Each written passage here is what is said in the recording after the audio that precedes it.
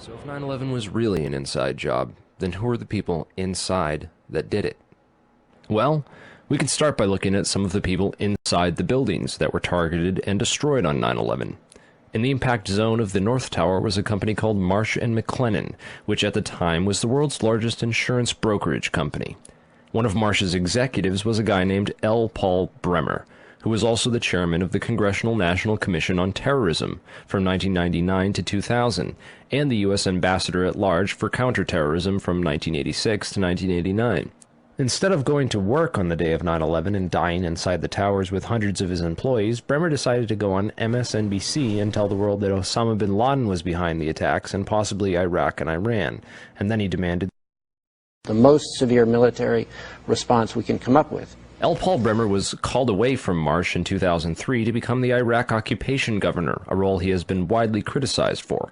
So Bremer not only worked inside the buildings, but had offices directly in the impact zone of the South Tower where Flight 175 would hit. He missed work on 9/11 to give us the official story on national television, and went on to be the Iraq occupation governor. You really can't get more connected to 9/11 than that.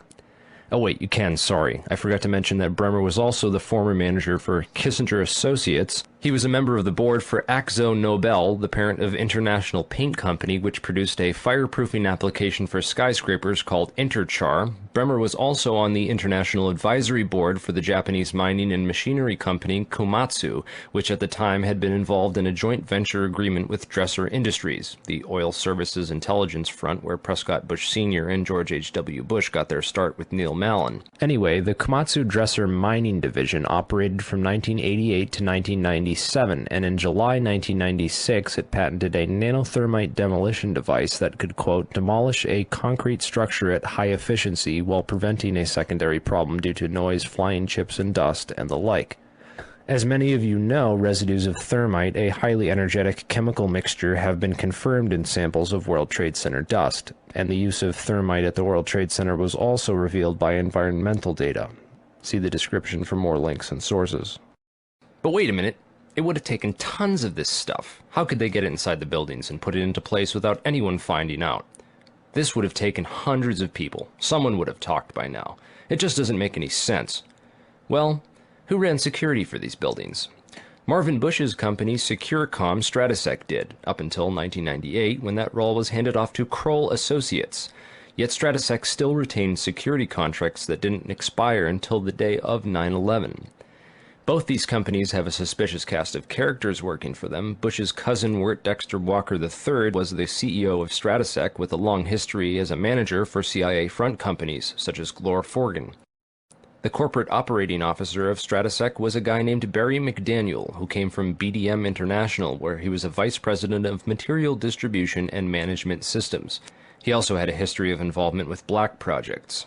SecureCom Stratesec also ran security at Dulles International Airport, where Flight 77 into the Pentagon was hijacked out of, and also had contracts with United Airlines. They also ran security at Los Alamos National Laboratories during the time period that nanothermite was first being developed there.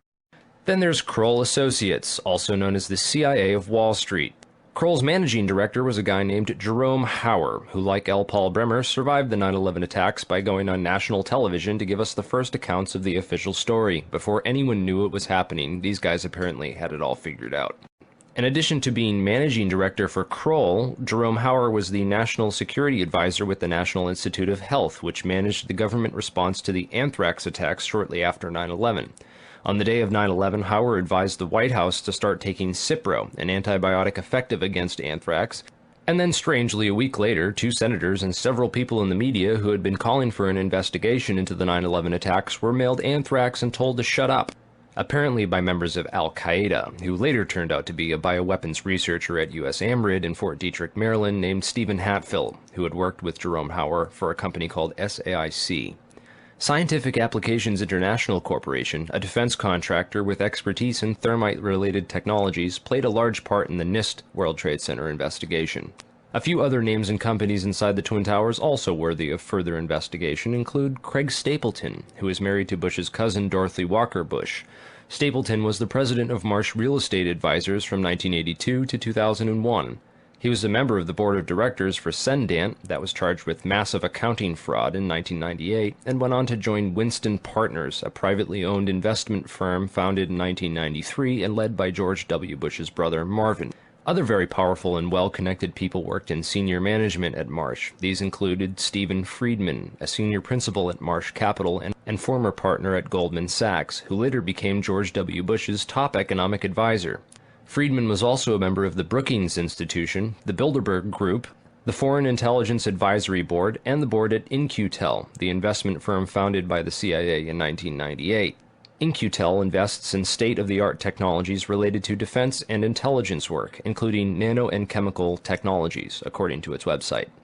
In another interesting coincidence, Friedman belonged through Cornell University to a secret society called Quill and Dagger, the membership of which includes Paul Wolfowitz, Sandy Berger, and Stephen Hadley.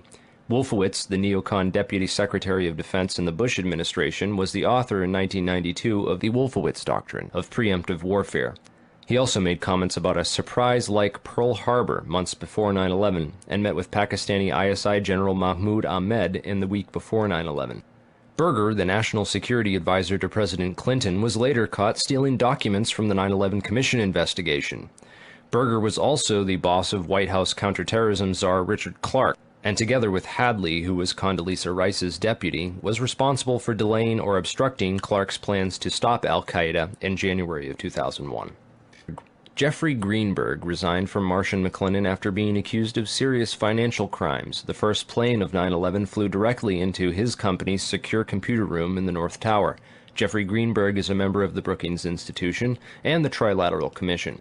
Jeffrey Greenberg rose quickly through management at Marsh, having come there directly from AIG in 1995, and then becoming CEO just 4 years later. At Brookings, Greenberg hobnobbed with Lee Hamilton, co-chair of the 9/11 Commission. There's also Jim Pierce, another Bush cousin, who was managing director of Aon Corporation, who, according to the NIST report, modified unknown sections of Floor 83 in the South Tower in 1997. Jim Pierce had arranged a meeting on the 105th floor of the South Tower for that morning. Pierce survived that day, despite the fact that 12 people came to the meeting in the South Tower and 11 of them died. The location of the meeting had been changed the night before to the Millennium Hotel, where Pierce watched the South Tower as it was hit by the aircraft. Apparently, the meeting attendees were not all notified of the change in location. Another interesting character is Joseph Kasputis, of Baseline Financial Service, which occupied the impact zone of the South Tower on floors 77 and 78, where United Airlines 175 impacted. Kasputis has a history of being well connected to the highest levels of government, as well as to the defense and intelligence industries. Kasputis worked from 1972 to 1977 for the U.S. Department of Commerce and Defense. He was also the deputy director of Nixon's White House task force that dealt with the Arab oil embargo of 1973, and was instrumental in the creation of the Department of Energy. Kasputis went on to run a large corporation called PRIMARK that had offices in both towers on 9/11. One of the subsidiaries of PRIMARK, the Analytical Sciences Corporation, TASC, worked with so-called black or top-secret programs. TASC also worked closely with the National Institute of Standards and Technology.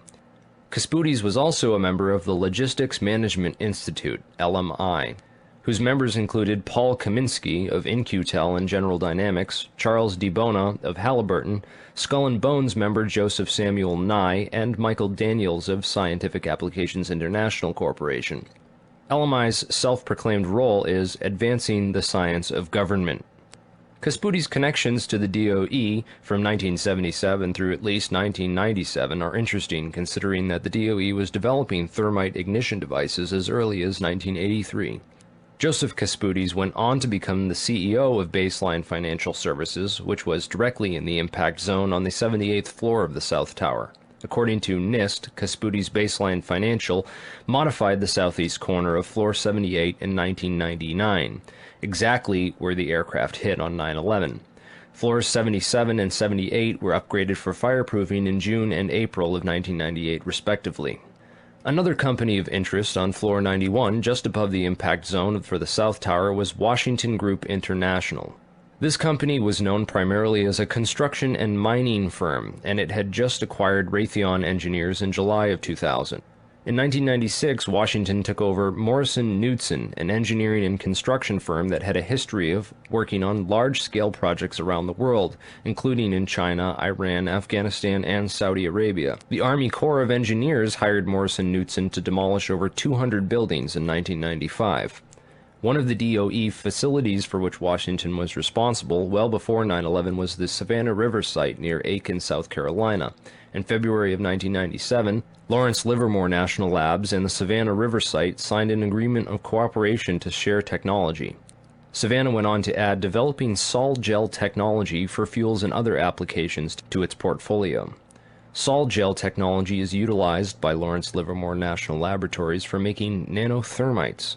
In another coincidence, Savannah River Technology staff participated in the search and rescue operations at Ground Zero by providing unique tools. Just before 9/11, Washington was going through a tough time financially and sought Chapter 11 bankruptcy protection. Securities and Exchange Commission documents show that Washington made court-ordered pre-petition payments as part of these proceedings to a number of companies, including KOMATSU. Washington also made payments to Greenhorn and O'Mara, whose employee, Teresa McAllister, was a lead author of the FEMA and NIST reports on the World Trade Center disaster, and to Sumitomo Bank, which was closely allied with Komatsu. Building 7 was a 47-story federal office building in the World Trade Center site, which collapsed at 5:20 p.m. on the afternoon of 9/11. This building was home to the CIA, in fact the largest CIA headquarters outside of Langley, Virginia. It also housed offices for the Secret Service and the Securities and Exchange Commission. One of the most interesting tenants, however, was then Mayor Giuliani's Office of Emergency Management and its Emergency Command Center on the 23rd floor. This floor received $15 million worth of renovations, including independent and secure air and water supplies, and bullet and bomb-resistant windows designed to withstand 200-mile-per-hour winds. Mayor Giuliani was a former U.S. prosecutor for the South District of New York from 1983 to 1989, who was in charge of investigating the terrorist financing Bank of Credit and Commerce International. After he left his job as a prosecutor to start a political career, he worked for a law firm called White & Case that actually represented BCCI. So he went from prosecuting the BCCI to working for a law firm which defended the BCCI. This was likely his foot in the door of this underground corporate criminal network. Giuliani would later help to destroy all the crime scene evidence from Ground Zero. Giuliani's sidekick on 9/11 was Police Commissioner Bernard Kerik, who appeared to be coaching some of Rudy's actions that day, keeping him away from the media and even answering questions for him about explosives in the buildings. In fact, Bernard Kerik gave us the first official government pronouncement that no explosives were involved in the destruction of the World Trade Center buildings. Kerik's department was also the same one that found that pristine, completely undamaged hijacker's passport, which survived a plane impact, and Fireball, which destroyed 2 titanium black boxes and 3 towers. Yeah, Kerik would later receive a nomination from President Bush to become Director of Homeland Security, which he declined for personal and political reasons, and instead took a job training the Iraqi police force in Iraq alongside L. Paul Bremer. Both men are credited for turning Iraq into the unwinnable quagmire it is today.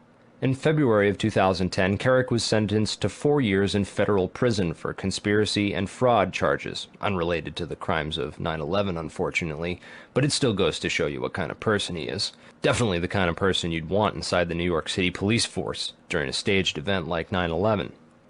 And lastly, we have the Pentagon. It's certainly peculiar, to say the least, that al-Qaeda terrorists hell-bent on destroying the USA would not crash their plane into the north wing of the Pentagon, where all the most important offices were, like Donald Rumsfeld, John Ashcroft, etc., and that they would instead choose to target the one section of the Pentagon that had most recently been refurbished to withstand missile impacts. It's also interesting to note that the company which completed the $258 million refurbishment to Wedge 1 of the Pentagon was also hired as a contractor to clean up Ground Zero in New York City. Wedge 1 also coincidentally housed the Pentagon's Budget Analyst Office, where DoD staffers were working on the mystery of the $2.3 trillion that was reported missing by Defense Secretary Donald Rumsfeld in a press conference the day before 9/11.